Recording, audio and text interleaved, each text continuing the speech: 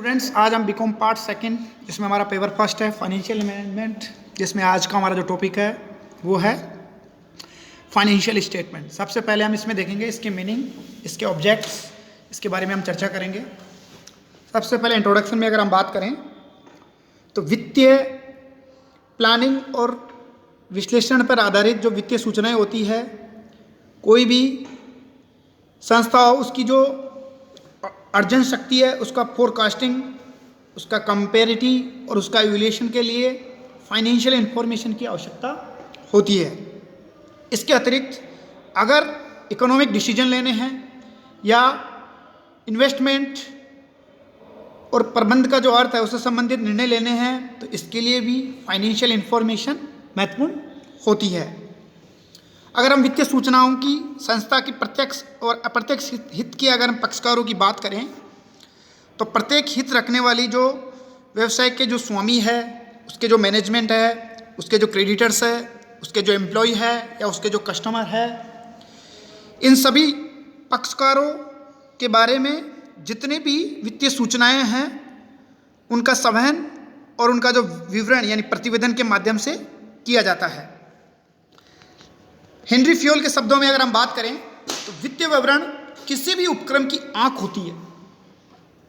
चूंकि ये विवरण विनियोजक एवं वित्तीय विश्लेषण द्वारा विनियोग संबंधी जितने भी निर्णय होते हैं वो संस्था के द्वारा निष्पक्ष जांच के लिए प्रयुक्त किए जाते हैं। अब हम चर्चा करेंगे वित्तीय विवरण का जो अर्थ और उसके उद्देश्य हैं उनके बारे में, यानी meaning and objects of financial statements की अगर हम बात करें। जैसा कि आपको मालूम है, वित्तीय विवरण फाइनेंशियल अकाउंटिंग प्रक्रिया के अंतिम उत्पाद होते हैं। ये विवरण वित्तीय सूचनाओं को संक्षिप्त रूप में प्रस्तुत करते हैं और वित्तीय सूचनाएं वह सूचनाएं होती है जो किसी संस्था की वित्तीय स्थिति यानी उसकी जो फाइनेंशियल पोजीशन है उससे संबंधित होते हैं। इसलिए वित्तीय विवरण यानी फाइनेंशियल स्टेटमेंट एक निश्चित समय पर संस्था की वित्तीय स्थिति पर एक समयावधि की क्रियाकलापों का परिणाम या चित्रण होता है। सरल शब्दों में हम ये कह सकते हैं कि वित्तीय विवरण से आशय उस विवरण से होता है जो एक फाइनेंशियल पीरियड की समाप्ति पर व्यवसाय की वित्तीय स्थिति यानी उसकी जो फाइनेंशियल पोजीशन है और व्यापारिक कार्यों के परिणाम को प्रकट करता है। अगर हम बात करें वित्तीय विवरण वित्तीय प्रतिवेदन यानी फाइनेंशियल रिपोर्ट प्रक्रिया का एक अंग होता है। जैसा को आपको मालूम है, एक बैलेंस शीट और P&L अकाउंट का जो विवरण होता है जिसे हम आय विवरण भी कहते हैं, इसके अलावा कुछ पूरक अनुसूचियां तथा सूचना व्यवसाय एवं उसके भौगोलिक खंड द्वारा जो मूल्य में परिवर्तन के प्रभावों के बारे में भी जानकारी इनके माध्यम से प्राप्त की जा सकती है। अगर हम फाइनेंशियल स्टेटमेंट्स के जो ऑब्जेक्ट्स है उनको हम 4 या 5 बिंदुओं के आधार पर संक्षिप्त में समझ सकते हैं। जो पहला है वो है एक संस्था के आर्थिक संसाधनों और दायित्वों के बारे में वित्तीय समंक उपलब्ध कराना, यानी इकोनॉमिकल जितने भी रिसोर्सेज है या जितनी भी लायबिलिटीज़ है उनके बारे में सूचनाएं उपलब्ध कराने का कार्य फाइनेंशियल स्टेटमेंट में आते हैं, जिसमें मुख्यतः पहला आता है बैलेंस शीट और दूसरा P&L अकाउंट जिसे हम इनकम स्टेटमेंट के नाम से भी जानते हैं। दूसरा ऑब्जेक्ट है वो है बिजनेस की सही हम उचित स्थिति प्रस्तुत करना।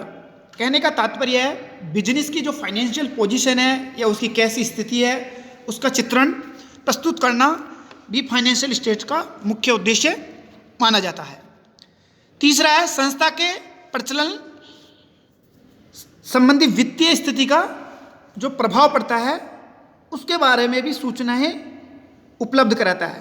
कहने का मतलब यह है जो व्यवसाय की ट्रू एंड फेयर स्थिति प्रस्तुत करना फाइनेंशियल स्टेटमेंट का प्रमुख उद्देश्य माना जाता है।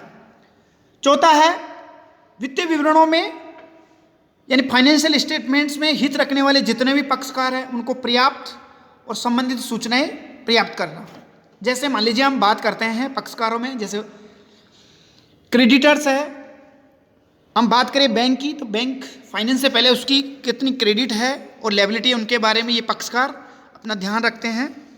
तो हम ये कह सकते हैं कि फाइनेंशियल स्टेटमेंट्स के जो पक्षकार है वो फाइनेंशियल स्टेटमेंट के द्वारा इसकी सूचनाएं संकलन करते हैं।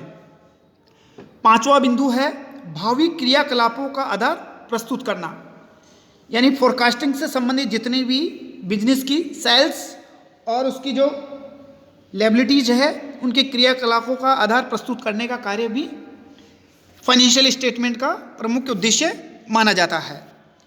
अगर हम बात करें फाइनेंशियल स्टेटमेंट में जो मुख्यतः जो आते हैं वो है, पहला है बैलेंस शीट यानी जैसे चिट्ठा, और दूसरा इनकम स्टेटमेंट जिसे हम P&L अकाउंट के नाम से भी जानते हैं।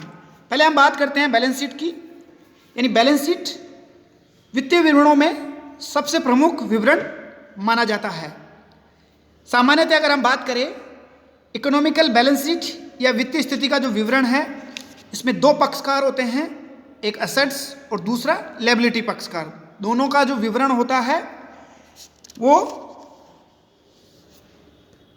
अर्थात हम ये कह सकते हैं बैलेंस शीट एक विवरण पत्र है जो उपक्रम के स्वामित्व युक्त संपत्ति मूल्यों और संपत्तियों के विरुद्ध जो ऋणदाता है या स्वामियों के दावों की सूचना प्रस्तुत करते हैं। या दूसरे शब्दों में भी हम ये कह सकते हैं बैलेंस शीट किसी निश्चित तिथि को एक व्यावसायिक संस्था की एसेट्स, लायबिलिटीज और इसके जो स्वामियों के स्वामित्व के मूल्य का विवरण प्रस्तुत करते हैं। अब हम बात करते हैं बैलेंस शीट के जो फंक्शंस है उनको कुछ मुद्दों के आधार पर हम समझ सकते हैं। पहला जो इसका फंक्शन है वो है संस्था की स्थिति जानकारी देना, यानी संस्था की किस तरह की स्थिति है, फाइनेंशियल पोजीशन कैसी है। अर्थात बैलेंस शीट इसके स्वामियों और अन्य व्यक्तियों को संस्था की स्थिति या संस्था की जो संपत्ति है उसके विरुद्ध जो दावे हैं उनकी सूचनाएं प्रस्तुत करती है। दूसरा है लिक्विडिटी स्थिति की जानकारी, यानी बैलेंस शीट है संस्था की जो लिक्विडिटी है उसकी स्थिति स्पष्ट करता है। यहाँ तरलता यानी लिक्विडिटी के बारे में हम बात करें तो संस्था के जो ऋण है उनके भुगतान होने की क्षमता या शुद्ध चालू संपत्तियों का चिट्ठे में जो सूचनाएं दी जाती है, यानी करंट एसेट्स और करंट लायबिलिटीज का जो डिफरेंस होता है उसको प्रस्तुत करता है। तीसरा है बैलेंस शीट के माध्यम से शोधन क्षमता की जानकारी प्रदान करता है। कहने का तात्पर्य है लॉन्ग टर्म लोन है उनके भुगतान की क्षमता की जो जानकारी दी जाती है, संस्था की वह शोधन क्षमता का मापक और कुल संपत्तियों का कुल दायित्व यानी कुल लायबिलिटीज के अनुपात द्वारा अथवा डेब्ट इक्विटी अनुपात से किया जाता है। अब अगर हम बात करें बैलेंस शीट की क्लासिफिकेशन की बात करें तो इसमें कुछ मदों के आधार पर इसका क्लासिफिकेशन किया जाता है। एक तरफ एसेट्स होती है, दूसरी तरफ लायबिलिटीज, और तीसरा अगर हम बिंदु बनाएं तो वो होती है ओनर इक्विटी यानी नेट वर्थ, जिसके बारे में हम बात करते हैं। एसेट्स में आती है current assets, fix assets, investment, miscellaneous जो एक्सपेंसेस होते हैं उसको इसमें शामिल किया जाता है। अगर हम लायबिलिटी की बात करें तो करंट लायबिलिटी और लॉन्ग टर्म लायबिलिटी, दो तरह की लायबिलिटीज आती है इसमें। अगर हम तीसरा नेट वर्थ यानी ओनर इक्विटीज की बात करें, इसमें शेयर कैपिटल और रिजर्व एंड सरप्लस को सम्मिलित किया जाता है। अगर हम बात करें इनकम स्टेटमेंट या P&L अकाउंट की, अगर हम बात करें P&L अकाउंट में इसमें आय एवं व्यय का जो यानी इनकम और एक्सपेंडिचर उनका वर्गीकरण एक संक्षिप्त अभिलेख यानी एक प्रपत्र में किया जाता है जो एक निश्चित अवधि के लिए उसके स्वामी हित में परिवर्तन के कारण होते हैं उनको बारे बताते हैं। अगर हम इसके फंक्शंस की बात करें तो लाभ हानि खाता एक निश्चित समयावधि में संस्था के आय और व्यय का संक्षिप्त कंक्लूजन प्रस्तुत करते हैं। दूसरा बिंदु है शुद्ध आय का मापन। अगर हम बात करें P&L की तो अकाउंटिंग के आधार पर उसके सिद्धांतों के अनुसार इनकम और व्यय में कंपैरिजन करके शुद्ध आय का मापन करता है। तीसरा होता है सूचना व सेवन, यानी एक व्यवसायिक स्वामियों और उसके जो अन्य पक्षकार होते हैं संस्था की जितने भी क्रियाकलाप है उनके परिणामों की सूचना का काम भी P&L अकाउंट के माध्यम से किया जाता है। आज के टॉपिक में हम इतना ही चर्चा करेंगे। कल फिर एक नए वीडियो के साथ आपके समक्ष प्रस्तुत होंगे। Thank you.